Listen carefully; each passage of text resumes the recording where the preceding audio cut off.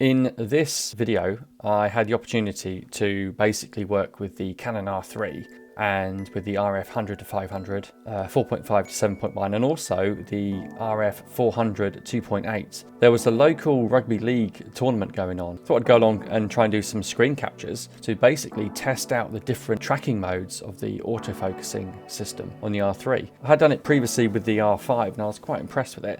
I'm expecting the performance of the R3 to be just a little bit more precise and a little bit more sharper than the R5. Now the R3 is a bit of a all bells and whistles camera. It's the temporary flagship camera for Canon's mirrorless range until the R1 comes out. It's a really good opportunity to see if the autofocusing system was able to outperform the R5. So just a little bit of information about how I've set the focusing system up on the camera. Very simple. I have the AF on button to metering and AF start, and I have the AE lock button set to eye detection AF. That's my back button focusing setup. The subject to detect is set to people, and there's a list of various options that you have. And the servo AF, I generally use case 2 with the tracking sensitivity to -2 and acceleration deacceleration tracking set to -1. That's my usual setup, but I am photographing football or soccer more than rugby. Rugby is a little bit different, so it's possible that I will probably make some changes as I go along, but generally I'm in case 2, which is continue to track subjects ignoring possible obstacles.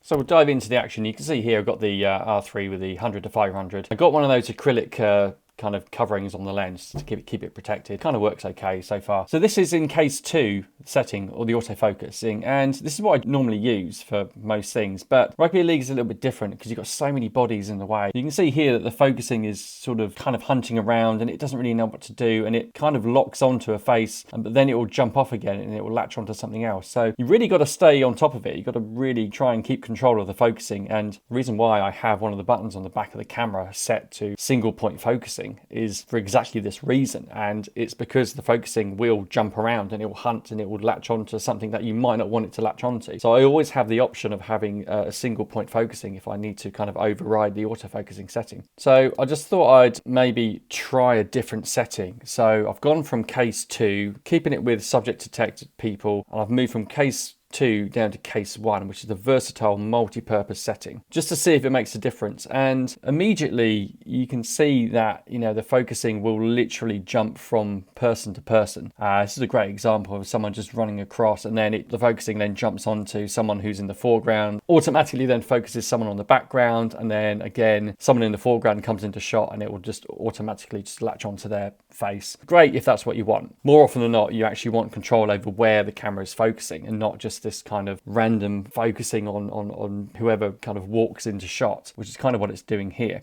It's the reason why I have that single point focusing set up, and it's a really good way of kind of helping the camera to focus on the area or the person or the subject that you want it to focus on. So basically you press the single point focusing and then you switch over to the autofocus tracking. I find that works really well. Okay, so I didn't really see much of a difference between case 2 and case 1, not for rugby league. Obviously, that could be very different for other sports.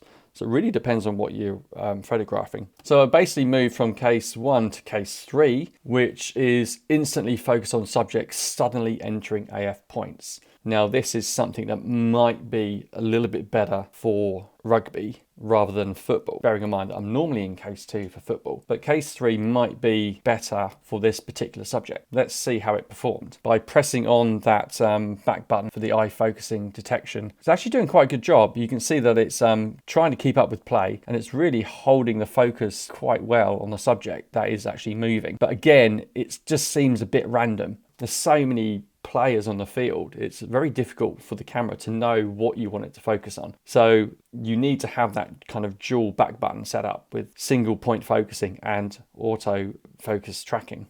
Wasn't really completely happy with case 3, so let's move on to case 4, which is for subjects that accelerate or deaccelerate very quickly. So let's give that a go, and might be something that's more appropriate for rugby league. Just kind of waiting for the players to actually move.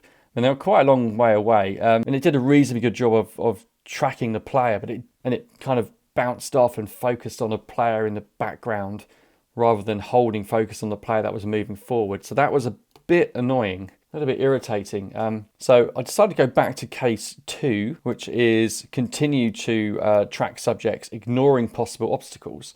And like I said previously, that's the one I normally use for pretty much everything. So we had another example of the player kind of running forward. I actually think that this mode kind of worked better because you can see here it's just holding focus on the players in the foreground, and you can see here I'm not actually focusing right now. I'm kind of waiting for the play to get moving again, and there, instantly locked onto the player with the ball.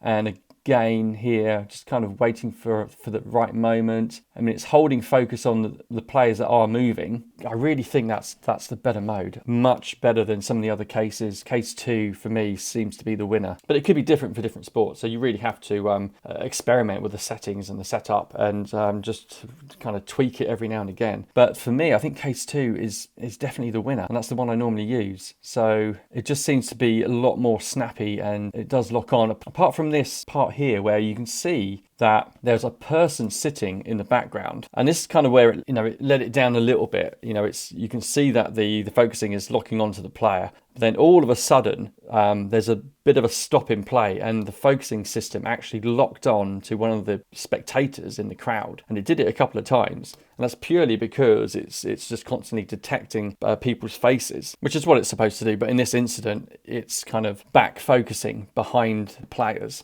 And occasionally you do get that. It kind of latches on to someone in the crowd, which obviously means that your subject is going to be way out of focus. And that can be quite annoying, which is the reason why, again, that single point focusing on the camera is so important, just to kind of bring the focusing back into your own control, rather than just allowing the camera just to do what it wants. So it's really important that you have that. But generally, I'm just letting the play go on here, and the autofocus is generally doing what I want it to do, which is quite good. And this is in case 2. So I'm quite happy with that. I actually got some good shots here, which I'll share with you later on. So I was reasonably happy with case 2. Kind of thinking maybe I could start adjusting some of the tracking sensitivity and the acceleration, deceleration tracking settings. I normally have case 2 set to -2 on the tracking sensitivity. So I was thinking maybe I just move that up to -1 instead of -2, just to see if that makes a difference. And the acceleration, deceleration, I actually moved to 0, purely just to see if it makes any difference. Just running the play here, you can see that it looks maybe slightly more responsive being on -1 rather than -2, but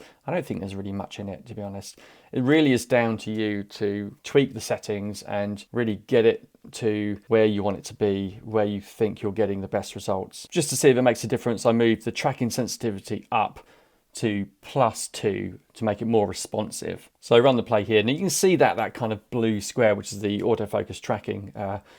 You can see that's kind of bouncing around way more than what it was. So it's not as locked on, it's more responsive. So it really does make a huge difference. It's probably not what you want for this particular subject, because you want it to be more locked on to a subject that's moving. Still more than usable. It really depends on your subject. So here then I'm going to move the tracking sensitivity back to -2 locked on, and you can immediately see that autofocus tracking is way more locked on. It's holding a subject for a lot longer. And for me, that's way more usable. That's kind of what I want. I'd want the autofocusing to be doing that. I don't want the focusing to be jumping around, bouncing around.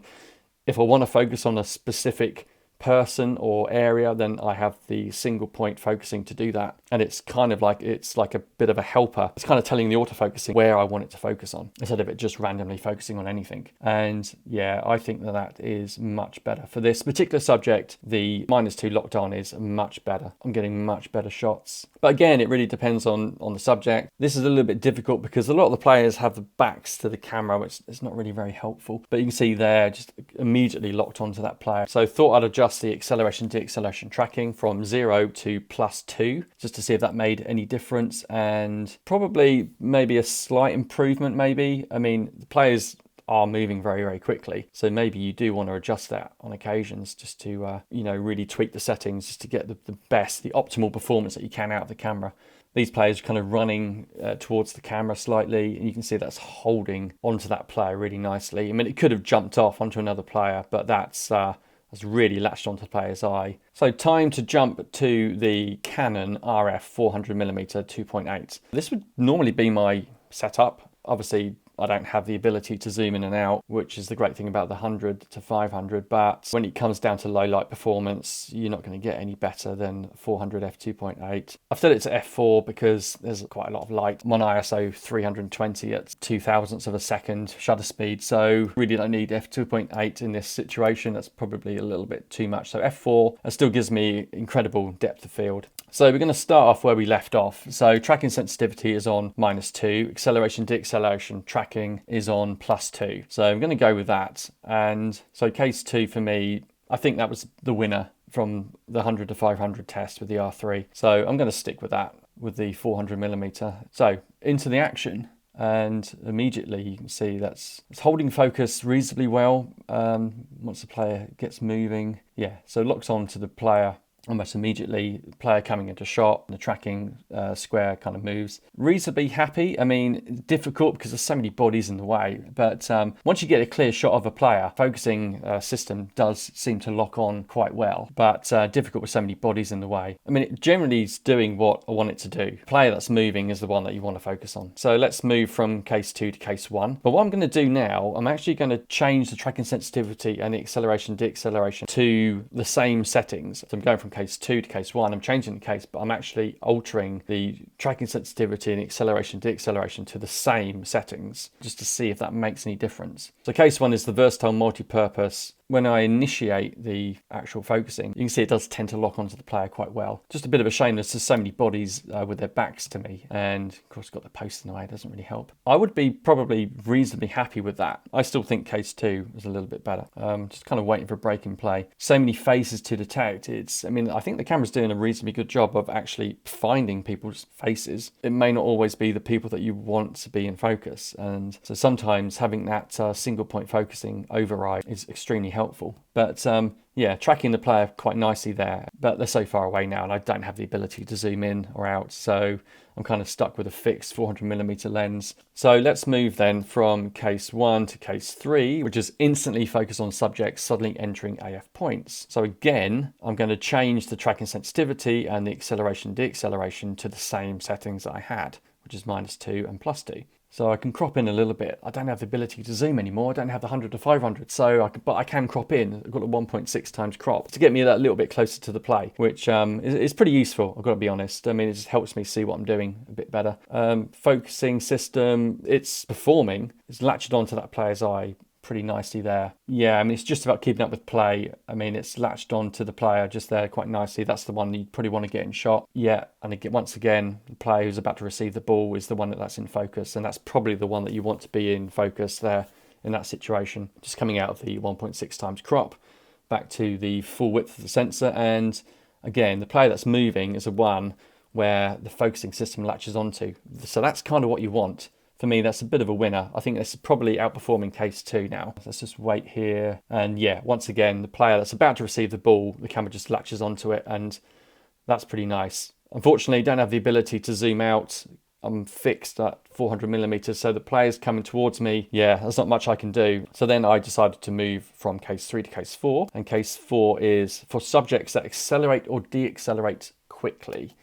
And once again, changing the tracking sensitivity to -2 and +2 acceleration deceleration. So exactly the same settings as what I've been using. There's a bit of a lull in play here. It's not really helping me, judge this particular case on the autofocusing. But again, I mean, it's latching on to the person that's in the middle, and which, might be that is your focus of attention. Again, very difficult. It's so many players with their backs to the camera, so that it's very difficult for the camera to determine what to focus on. But I'm just going to let it run here and just to see what it does. I'm going to initiate the tracking pretty soon. So there, yeah, the person who rolled the ball in, it latched onto her face. Again, too many bodies with their backs to the camera, so difficult to determine if this is a better setting than the other cases. But yeah, you can see there it's latched onto the player's face. I'm just going to pan around here and just to see what it does. So it's picking up people quite nicely. Obviously they're just walking around, they're not moving particularly quickly. So we've got another scrum here. A little bit unfortunate that we don't have a fast break in play. This is kind of slowing the play down a little bit. But there, really quickly latches onto the player, and the player moving towards us, yeah, once again, has the ability to pick out a player and latches on pretty nicely. All in all, pretty happy with that as well. I don't think it was particularly better than case 2 or 3, but still pretty useful depending on what your subject is, again. So you really want to tweak the settings depending on the sport that you're shooting. So I really hope that was of some use. I really hope that was helpful. It's really a matter of taking the R3 out and just really going through the settings and just finding what works best for you. If you're shooting professionally, get to the stadium way before the game starts and just kind of go through the settings and kind of tweak it a little bit and just get a feel for what works better for the particular sport that you're shooting. And but for me, I'm probably still going to stick with case 2. For me, that's still the winner. I just feel that's just a little bit snappier and it's kind of doing what I want it to do. But the fact that I have the secondary back button set to single point focusing, that combination for me kind of works, because if the autofocusing is kind of going way off and it's just not really doing what I want it to do, I've got that single point override that I can press to focus on the subject, and that almost works as a bit of a helper for the autofocusing system. So you press the single point focusing to focus on the subject, then you immediately switch over to the tracking. So then it starts to track that subject. For me, case 2, I'm sticking with it, but I'm not ruling out moving to one of the other cases now that I've started to look at tweaking some of the settings a bit more. Anyway, I hope that helps. Thanks for watching and tune in for more videos.